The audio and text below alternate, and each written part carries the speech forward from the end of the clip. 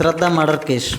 प्यार एक अजीब चीज़ होती है, जिससे प्यार हो जाए उसी को जीवन साथी मान लिया जाता है। प्यार जितना खुशी देता है उतनी ही खौफनाक मौत देता है।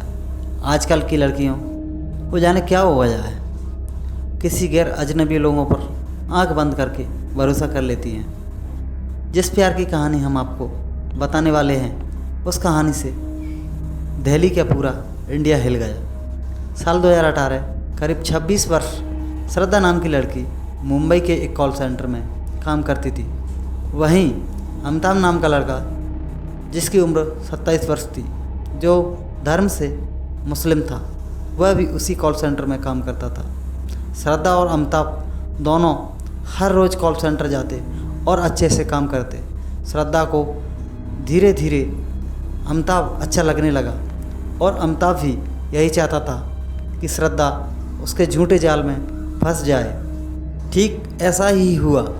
श्रद्धा और अमिताभ की नज़दीकियाँ बढ़ने लगी और प्यार हो जाता है। इधर श्रद्धा के पिता यानी विकास वोकर, जो एक इलेक्ट्रॉनिक की छोटी सी दुकान किया करते थे, वहीं साल 2016 में श्रद्धा के माता पिता में कुछ ऐसा विवाद हुआ कि उसके चलते वह दोनों अलग हो गए। वहीं श्रद्धा और उसका छोटा भाई अपनी माँ के साथ रहते थे और पिता इनसे अलग रहते थे, और श्रद्धा इन्हीं ही हालातों के चलते बहुत परेशान रहा करती थी।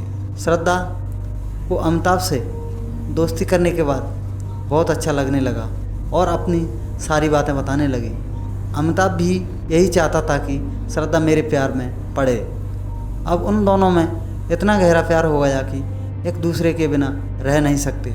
रिलेशनशिप के एक साल बाद 2019 में उन लोगों ने परिवार वालों के खिलाफ लिव इन रिलेशन में रहने लगे। यहाँ तक कि अमिताभ के लिए अपने परिवार वालों को छोड़ के चली गई। पिता विकास के साथ बेटी के रिश्ते खराब हो गए।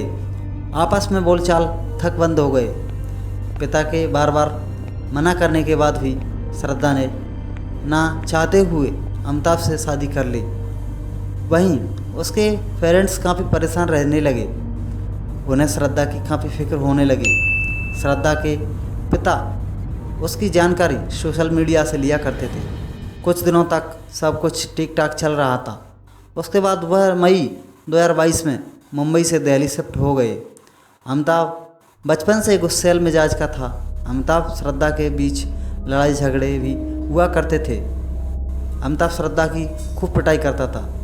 इसी बीच श्रद्धा की माँ की तबीयत ठीक नहीं रहती थी, क्योंकि बेटी की चिंता में वह बीमार पड़ गई और कुछ दिनों बाद उनकी मौत हो जाती है। उधर श्रद्धा को ये बात पता चलती है, तब वह अपनी माँ के साथ आखिरी बार मिलने पहुँची। वहीं पिता से मिलती है और अमिताभ के बारे में बताती है। कहती है अमिताभ मेरी पिटाई करता है। तब श्रद्धा के पिता उसे वहीं रुकने को कहते हैं और श्रद्धा वहीं रुक जाती है। फिर कुछ दिनों बाद अमिताभ श्रद्धा को लेने आता है और अपने किए की माफ़ी मांगता है और श्रद्धा भी उसे माफ़ कर देती है। फिर वहाँ से अमिताभ के साथ दिल्ली चली जाती है। अब श्रद्धा के पिता की बात हर रोज़ श्रद्धा से होने लगी। सब ठीक ठाक चल रहा था। फिर अचानक से श्रद्धा अपने पिता से कभी कभार बात करती, कभी कभी फ़ोन काट दिया करती थी और मैसेज कर दिया करती थी कि पापा मैं अभी बिजी हूँ। कुछ दिनों बाद श्रद्धा सोशल मीडिया पर भी एक्टिव नहीं रहती थी।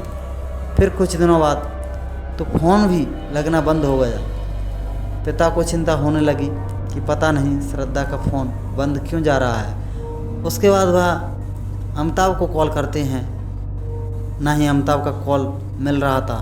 अब पिता को श्रद्धा की चिंता होने लगी। समझ गई कोई बात है। उसके बाद श्रद्धा के पिता सोचा कि पुलिस का सहारा लेना चाहिए। मुंबई पुलिस के पास अपनी बेटी की मिसिंग कंप्लेंट दर्ज करा दी और उसके बाद वह मुंबई से दिल्ली पहुँचे। श्रद्धा का केस भी मुंबई से दिल्ली ट्रांसफ़र कर दिया गया। दिल्ली पुलिस जहां अमिताभ रहता था, वहां के लोगों से जानकारी मिलाई तो पता चला कि अमिताभ के घर हर रोज़ नई लड़की आया जाया करती हैं। रात भर अमिताभ के घर में रहती हैं। दिल्ली पुलिस ने जांच जल्द से जल्द अमिताभ के सोशल मीडिया अकाउंट से जांचने के दौरान ही पूरी जानकारी हासिल की। इसके साथ साथ मोबाइल फ़ोन भी सर्विलांस पर लगाया। शक होने पर दिल्ली पुलिस ने छतरपुर पहाड़ी इलाके में किराए के मकान में रह रहे अमिताभ का पता लगाया और उसे गिरफ्तार किया।